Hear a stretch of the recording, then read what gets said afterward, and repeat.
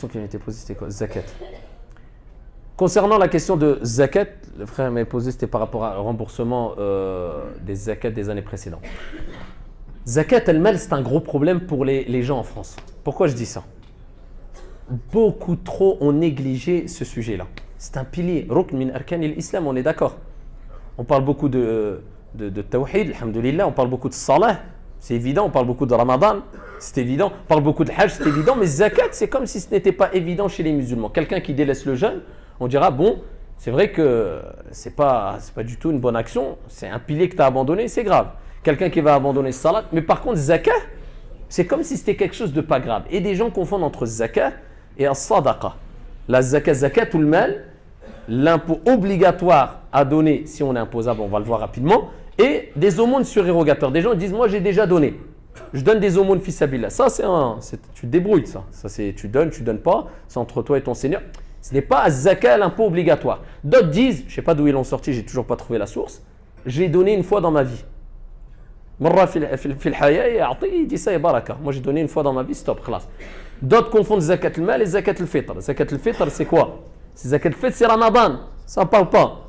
Zakat al-fitr, tu donnes, c'est en nourriture pour compenser ou alors en argent selon la divergence à la fin de ton mois de Ramadan. Zakat al-mal. Zakat al-mal, délaisser zakat al-mal, ça fait partie des plus grands péchés en islam. Si tu es imposable, si tu es considéré comme étant une personne entre guillemets riche. On est d'accord. Donc dans toute société, il y a un impôt. Eh bien en islam, il y a un impôt aussi. Ça ne veut pas dire que tu ne donnes pas ton impôt en France si tu vis. Non, ça c'est autre chose, c'est un point de vue religieux. Zakatul mal, eh bien celui qui le délaisse, rapporté par Al-Bukhari ou Muslim fi Sahihayn. Le prophète alayhi afdalus salat wa askat taslim a dit, celui à qui Allah a octroyé un bien et qui ne verse pas zakatul mal sur ce bien-là, il est imposable. Il ne verse pas zakatul mal sur ce bien-là. Eh bien, zakatul mal se transformera au jour de la résurrection en un serpent avec 2 cornes, qui le serrera et qui dira « Je suis ton argent, je suis ton trésor ». Et je vous en passe, les versets coraniques qui mettent en garde contre celui qui ne verse pas zakat al-mal aux pauvres, alors qu'il a les capacités, il est considéré comme étant imposable. C'est quelque chose de trop négligé dans la communauté. Les gens prennent ça trop à la légère.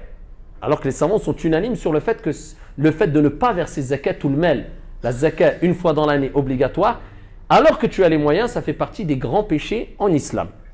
D'accord? Alors, je ne vais pas rentrer dans les détails, c'est des cours de jurisprudence et les savants dans les écoles juridiques divergent. Ça, je le ferai dans mes cours de fiqh dans les détails.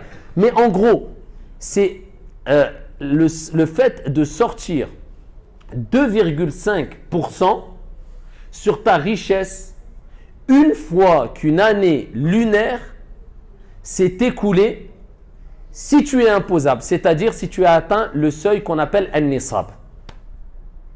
An-Nisab, le seuil minimum, correspond à 85 grammes d'or. Certains disent 84, d'autres 86. 85 grammes d'or. Ça, je parle de zakat al-mal en argent. Hein. Je ne parle pas de, si on parle du blé, si on parle des gens qui ont des champs. Moi, je parle en argent. Si tu as atteint ce qui correspond à 85 grammes d'or, d'autres savants, même chez les Malikites, ils disent on doit prendre comme référence l'argent. Ce qui correspond à 595 grammes d'argent. Et cela pousse plus de personnes à verser zakat, si on prend l'argent. Alors si on prend l'or, si tu as atteint ce qui correspond en argent à 85 grammes d'or, tu regardes le gramme d'or, le cours du gramme d'or à l'année, tu le multiplies par combien? Ce qui fait, par 85, ce qui fait à peu près, combien? 2500 € à peu près cette année. À peu près, vraiment approximatif, vérifié dans les détails. 2500 € à peu près. On est d'accord? Si tu as atteint ce nisab-là, si tu prends la référence de l'or, si tu prends la référence de l'argent, c'est 595 grammes d'argent. Le cours du gramme de l'argent cette année, c'est à peu près 40 centimes. Ce qui fait à peu près, je n'ai pas les calculs, mais à peu près, regardez, c'est à peu près 230 €. Donc, si tu atteins le degré en grammes d'or, on va dire le nisab en grammes d'or, hein, donc 2000 et quelques euros, ce qui correspond à 85 grammes d'or, tu l'atteins pendant une année lunaire.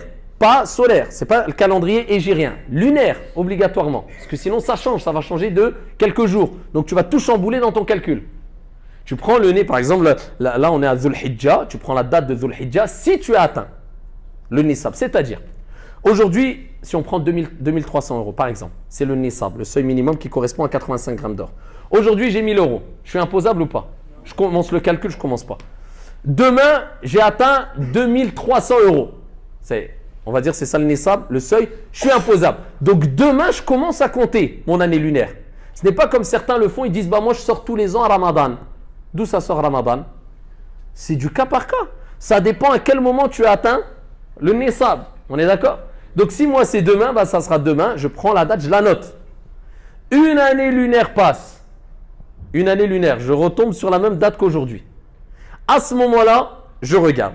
Est-ce que la somme totale que j'ai de côté, elle est toujours au-dessus du Nisab, au-dessus de 2300 €, oui ou non? Si oui, je réunis tout mon argent qui découle de la même source. Si j'ai des sources différentes, eh bien à ce moment-là, je fais le calcul avec les sources différentes. Vous me suivez? J'ai des commerces différents. Chaque commerce aura son calcul de zakat. Moi, de ma source, c'est mon salaire qui est rentré dans mon compte, etc. Khlas. Je réunis tout l'argent, je sors combien? 2,5%. D'accord? Inda al-Malikiya, chez les Malikites, même si entre-temps, dans l'année, le Nisab il descend une fois où il remonte, ou deux fois où il remonte, peu importe, tu continues à calculer jusqu'à la fin de l'année. Le principal, c'est la fin de l'année. Si à la fin de l'année, quand un an est passé, le haoul est passé, si tu es au-dessus du Nisab, même si c'est descendu entre-temps ou monté, eh bien tu donnes sur la dernière somme qui te reste. Chez les Hanbalites, ils disent non. Dans le madhab Hanbalite, qu'est-ce qu'ils disent? Dans l'année, si ça descend une fois en dessous du Nisab, tu arrêtes ton calcul. Tu reprends le calcul d'un an que quand ça remonte au Nisab, c'est-à-dire à 2300 €. Ils disent cette date-là, tu la reprends depuis le début. Et certains prennent en référence le gramme d'or. Donc ça veut dire que là, beaucoup plus de personnes eh bien, sont imposables. Et cela est beaucoup plus bénéfique pour qui? Pour les pauvres. Donc il n'y a pas de mal aussi de prendre la référence en or. 595 grammes d'or. Donc celui qui a 230 € minimum dans l'année, eh bien à ce moment-là, en argent, eh bien à ce moment-là, il sort 2,5% sur la somme totale qui lui reste, sachant qu'elle jumhur, la majorité, eh bien disent que c'est l'or al-dhahab. 85 grammes d'or, une année passée, tu verses zakat à qui? Eh bien, 8 catégories qui sont mentionnées dans Surat At-Tawbah. D'accord? Al-Fuqara, wal-Masakin, wal-Amilin, alayha, etc. Donc, les pauvres, les nécessiteux, ceux qui distribuent, donc maintenant en général ça n'existe quasiment plus, ceux qui distribuent la zakat, ceux à qui tu veux gagner les cœurs, ceux qui sont en voyage, ceux qui sont lourdement endettés. Il y a 8 catégories qui sont dans Surat At-Tawbah. Les savants, ils expliquent la différence entre Al-Faqir et Al-Miskin.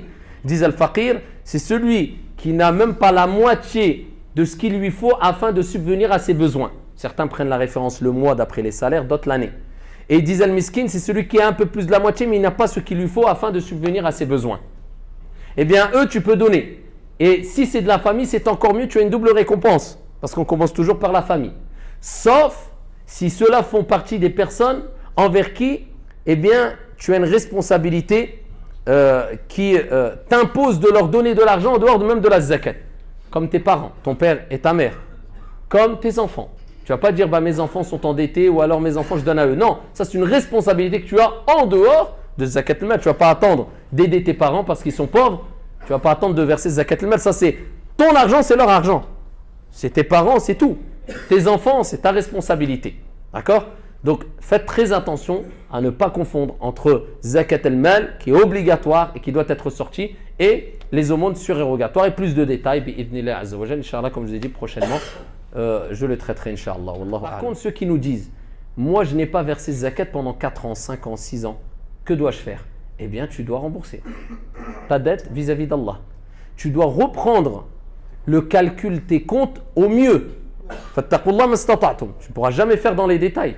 Tu fais au mieux, soit avec tes relevés de compte, etc. Et tu reviens sur Internet à travers les moteurs de recherche pour savoir en 2017, 2016, 2015, 2013 à combien était le cours de l'or.